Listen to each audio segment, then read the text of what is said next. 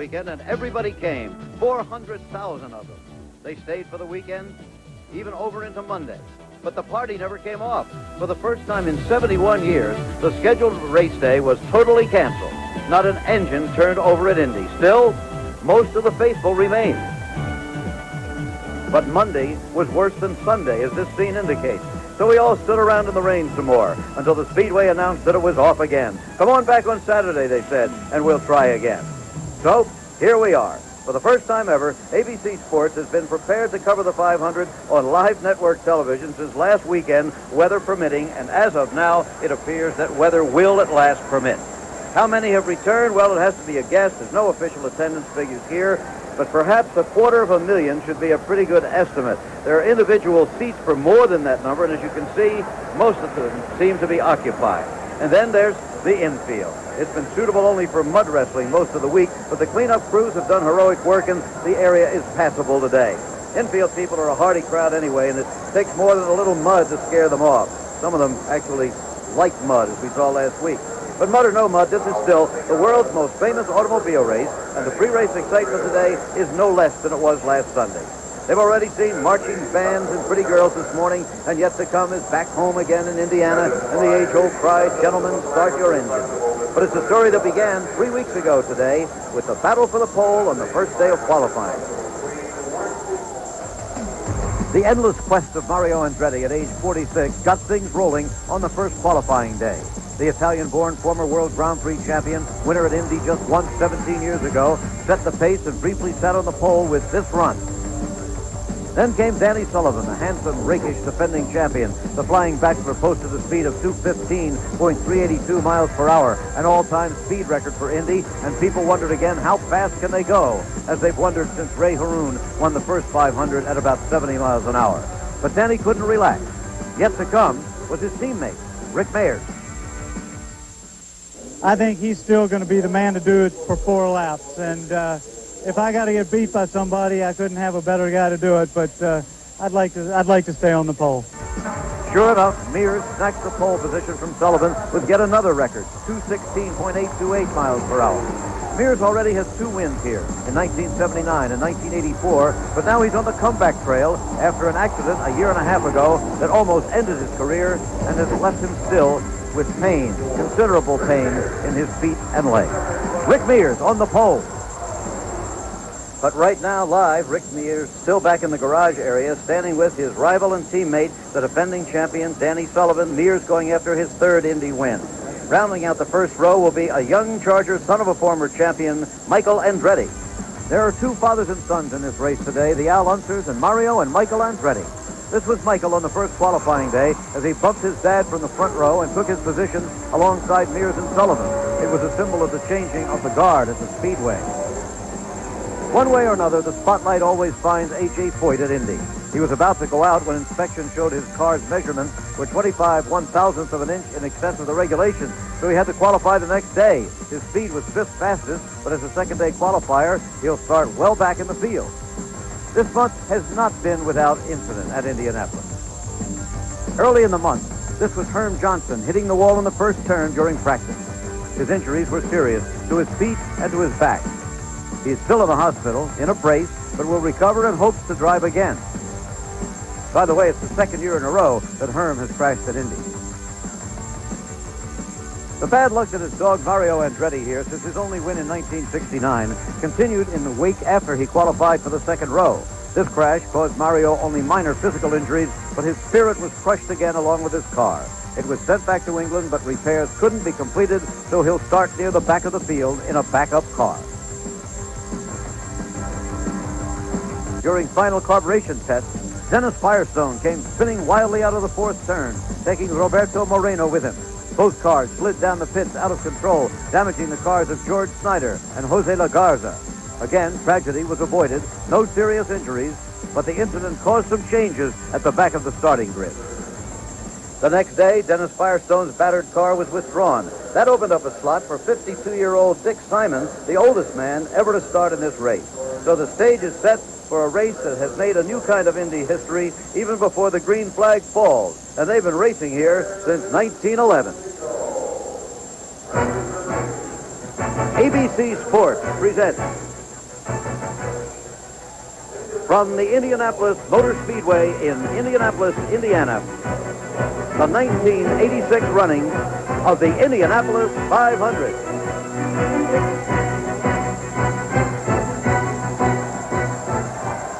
Well, here we are again. I'm Jim McKay reporting live back home again and again and again in Indiana. The weather is finally here for us. It's 75 degrees now. They say it will reach the mid-80s with heavy humidity. 20% chance of rain, but even if it comes, it should come in the late afternoon or in the evening. So it looks like we're okay for a race today. In addition to the usual question of who's going to win the race, there are a number of other questions to be addressed here, and we will address them in a couple of minutes. One, for example, is what about the drivers? What about this long delay? How does it affect them psychologically? They are, after all, human beings. What about the cars? Race cars are meant to be run, not sit still. They've been sitting still for more than a week now, except for a very brief and slow practice session that was allowed yesterday. Still, however, this is the fastest field in the history of Indianapolis, and a fascinating one as far as the dramatis personae are concerned. For example, we have, as we said, two fathers and sons here, the Unsers and the Andrettis. We have brothers in the field, the Bettenhausens. We have half-brothers, Johnny Parsons and Pancho Carter. We have more foreign drivers than we have ever had in a long time. There are 9 of them, 10 actually, if you count Mario Andretti, who, of course, was born in Italy. We said we have the oldest driver, Dick Simon, at age 52.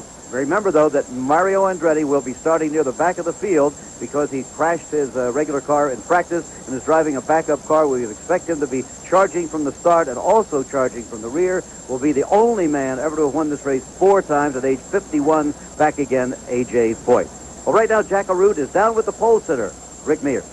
And, Jim, the pole sitter, Rick Mears, you may hold the distinction of having held the pole at Indianapolis longer than anyone, 21 days. Are you ready for the race today, Rick? Well, I hope so. You know, it's. I think the layoff didn't really hurt anything. It just gives us a chance to regroup and get ready for this Saturday and let all the people come back out and everything. So I think everything's going to work out well. But what about the mental part of it? Is there any tricks in the mind? Are you concerned at all? You didn't even take the car out for that warm-up session yesterday. No, not really. You know, by going the day-to-day like we were early in the week, that's tough because you never know when you get up one morning to the next what it's going to be. So when they actually called it and decided to go today on Saturday, it was really a break then. Mentally, you could just kind of regroup, relax a little bit, turn everything off, and then get started again Friday. Well, 3 days is too short of a time to go back to Bakersfield, your hometown. So what did you do during that period? Oh, we just kind of laid low around here, really. We did a little testing at Milwaukee and went out and hit a few golf balls here and just kind of relaxed a little bit.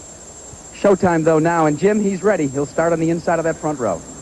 Okay, thanks very much, Jack. And also recharged and ready to rev up again is our commentary team who'll be doing not the play-by-play, but the lap, I guess you would call it commentary.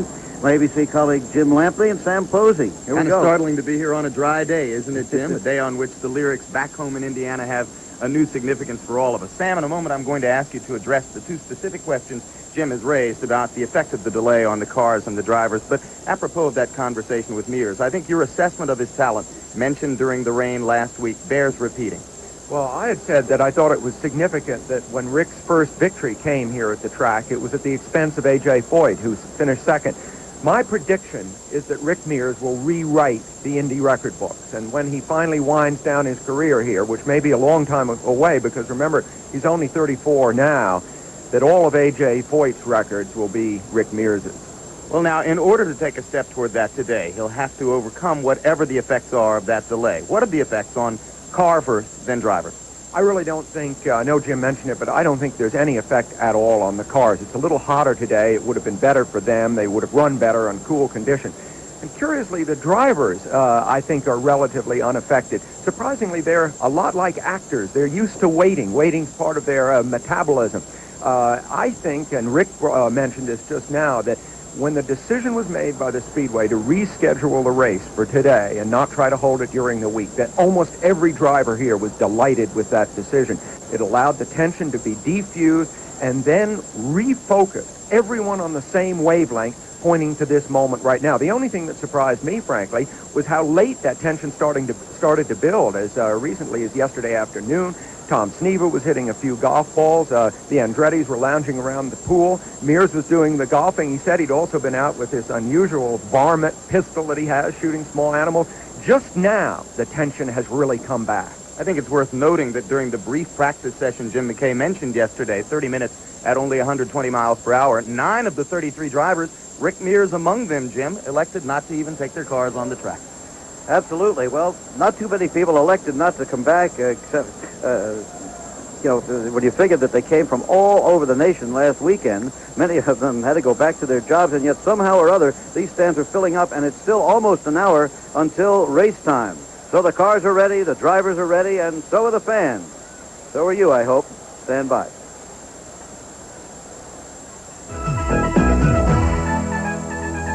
This live ABC sports presentation of the 70th Indianapolis 500 is being brought to you